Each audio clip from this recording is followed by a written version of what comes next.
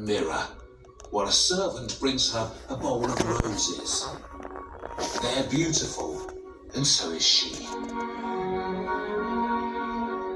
On the other side, it's autumn, and there's Lord Julius himself sitting on a throne in his orchard, while a labourer brings him a basket of grapes and a hare he's caught running about among the vines.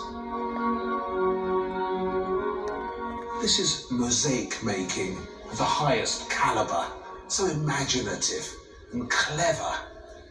It isn't just a portrait of Julius and his house. This is a visualization of the perfect lifestyle, a rural dream made real. The message here is how glorious life is when man lives in harmony with nature, when all